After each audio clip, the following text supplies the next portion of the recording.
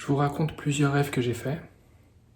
Le premier rêve, je l'ai fait la dernière semaine de l'année 2025. Je me trouve dans une salle de classe, peut-être dans une université. Il y a une professeure et des étudiants, je suis parmi les étudiants. Une étudiante se lève pour prendre la parole.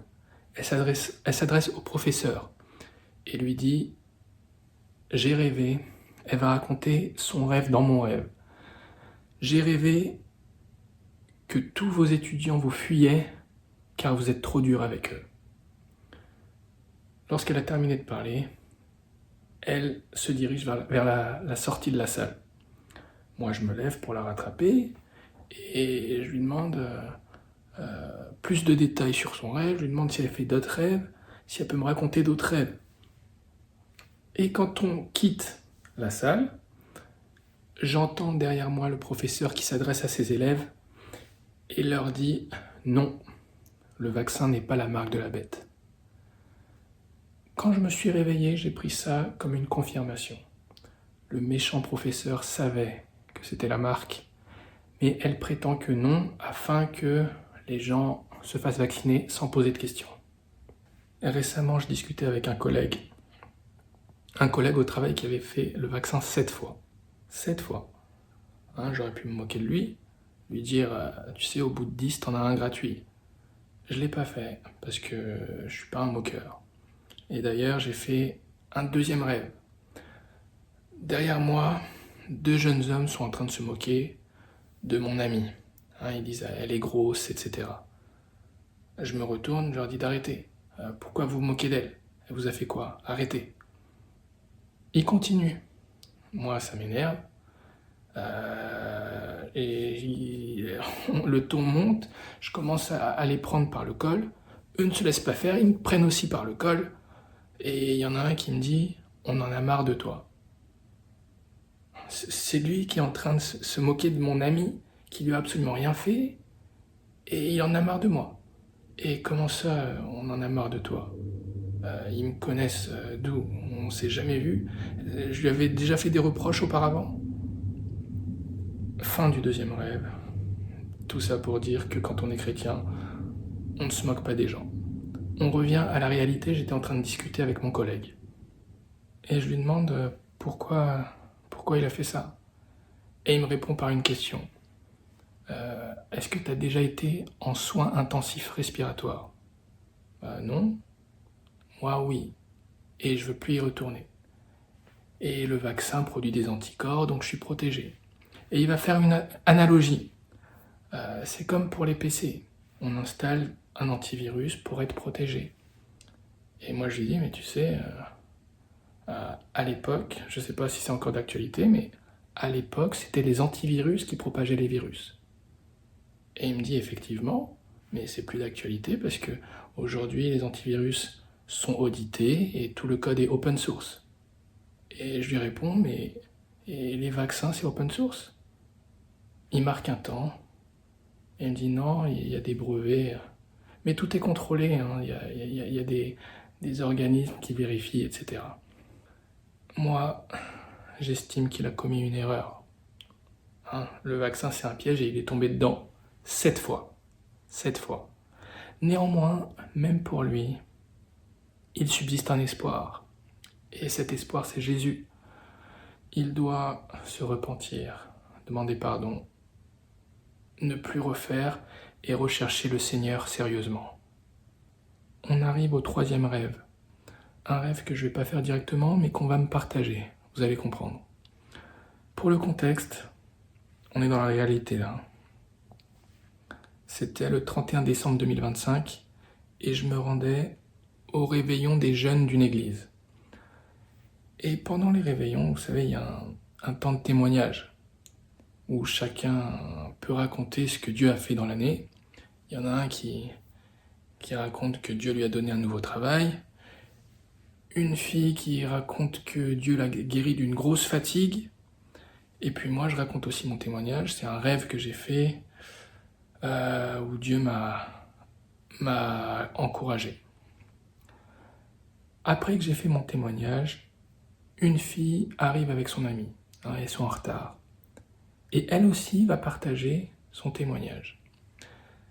Elle était inscrite dans une école, mais elle ne trouvait pas d'alternance. Et son école exigeait une alternance pour pouvoir l'inscrire véritablement.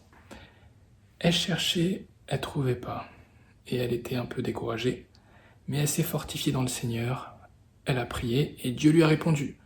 Dieu lui a envoyé un rêve pour lui montrer qu'elle allait trouver une entreprise. Et effectivement, ça s'est réalisé. Donc, nous, on entend ça, on est étonné. Il y a une personne qui dit il y a beaucoup de rêves aujourd'hui. Ce qui est normal. Hein, la Bible annonce dans les derniers temps, il arrivera que je répandrai mon esprit sur toute chair, et vos fils et vos filles prophétiseront. Vos vieillards songeront des songes, et vos jeunes gens verront des visions. Et ça se passe maintenant. Et un peu plus tard dans la soirée, je retrouve cette fille, et je lui demandais la même chose que mon personnage dans le premier rêve. Tu fais des rêves? Elle me répond oui, beaucoup. Vas-y, raconte-moi un rêve. Je vais t'en raconter un qu'elle me dit. Elle assistait à l'enterrement de son père. Et en plein milieu de la cérémonie, son père s'est levé et il s'est tenu debout sur son cercueil. Comment les gens autour ont réagi? Ils étaient déçus. Il y en a un qui lui a dit « Mais non, t'es censé être mort ». Et il leur a répondu « Non, je suis vivant ». C'était le 3e rêve. On passe au 4e. J'ai fait le 4e rêve en mars 2026. Je suis avec mon cousin. Malheureusement, c'est un homme qui vit très loin de Dieu aujourd'hui. Je crois même qu'il est homosexuel. Et on rentre dans un bâtiment, on s'apprête à prendre l'ascenseur. Je rentre, l'ascenseur monte. Mon cousin n'est pas là, il a raté l'ascenseur. Il est encore en bas, je le vois s'éloigner. Et je le regarde genre, vas-y, faut monter, tu sautes, tu t'accroches. Il fait pas ça, il va faire autre chose. Il contourne l'ascenseur et va prendre un escalier. Il monte les marches et me rejoint dans l'ascenseur. Finalement, on est ensemble dans l'ascenseur, c'est l'essentiel. Mais lui a fait un sacré détour. La scène change. Je suis maintenant avec un autre cousin. Lui et moi, on rentre dans une église. Je m'assois sur un banc et je suis tout seul sur le banc. Je cherche mon cousin, il a dû s'asseoir ailleurs, je le vois plus. Je regarde autour de moi, on est visiblement dans une église malgache. Le type d'église que je fréquentais quand j'étais petit. Je reconnais ma cousine, mon père. Derrière moi, sur le banc derrière, il y a une famille malgache qui s'assoit. Et ma cousine prend la parole. Elle fait un discours. Mon père l'interrompt et lui demande est-ce qu'on peut voir des archives? Peut-être pour illustrer ce qu'elle était en train de dire. Puis je vois un homme blanc marcher dans l'allée principale de l'église. Moi, je suis assis sur le banc et il nous longe sur la gauche comme ça. Il avance, il s'arrête et il prend la parole. Et il dit « Tu nous faisais la morale, t'aurais dû prendre l'argent comme nous et tu serais encore en vie, au lieu de te suicider. » Et là, des voix s'élèvent « C'est pas un suicide. Je suis à un enterrement. » C'est là que j'ai compris. Et la personne qui était morte avait été tuée, mais on voulait faire croire à un suicide.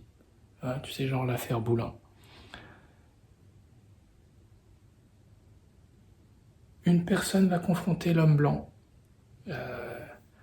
T'es en train de parler à qui? L'homme blanc lui répond, je parle à toi, mais je parle à propos de toi. D'autres voix s'élèvent, quand tu dis toi, c'est qui? Vas-y, prononce son nom, dis son nom. Il ne voulait pas prononcer son nom. La personne était morte, c'est comme s'il avait encore peur d'elle. Qu'est-ce que cette personne lui avait fait pendant sa vie? L'homme blanc se sent attaqué, il s'énerve et va se moquer encore plus fort du mort. Il lui dit, mais allez, lève-toi maintenant, lève-toi si t'es capable. Et maintenant, j'ai une vision sur le cercueil. Je reconnais la personne qui est à l'intérieur, c'est ma mère. Et à ce moment-là, ma mère se réveille.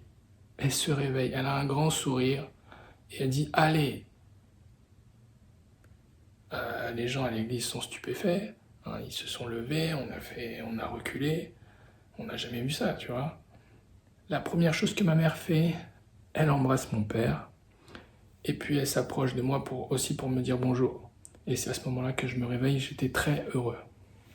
Donc cette fille que je ne connais pas, je l'ai rencontrée une seule fois dans ma vie, c'était lors du réveillon. Elle et moi avons fait le même rêve. Et je dis fait comme si ça venait de moi. Non, ça vient pas de moi. Hein, s'il y a bien une activité dans laquelle on ne fait rien, on ne gère rien, on ne contrôle rien, c'est bien les rêves. On est en train de dormir. On ne fait pas les rêves, on les reçoit. De qui? De Dieu, de l'Esprit de Dieu. On a tous les deux rêvé de résurrection. Ma mère, dans le rêve, était morte. Elle était vraiment morte. Mais elle s'est réveillée comme on se réveille d'une nuit de sommeil. Quand on meurt, c'est pas terminé. On dort et on va se réveiller de notre sommeil, soit pour la vie éternelle, soit pour l'enfer. Daniel chapitre 12. Les nombreux humains qui dorment dans la poussière de la terre se réveilleront, les uns pour la vie éternelle, les autres pour la honte et l'horreur éternelle. Jésus va dire la même chose dans Jean chapitre 5. L'heure vient où tous ceux qui sont dans les tombeaux entendront sa voix et en sortiront. Ceux qui auront fait le bien ressusciteront pour la vie, mais ceux qui auront fait le mal ressusciteront pour le jugement, pour la condamnation. Jean chapitre 3. Dieu a tant aimé le monde qu'il a donné son Fils, son unique, pour que tous ceux qui placent leur confiance en lui échappent à la perdition et qu'ils aient la vie éternelle.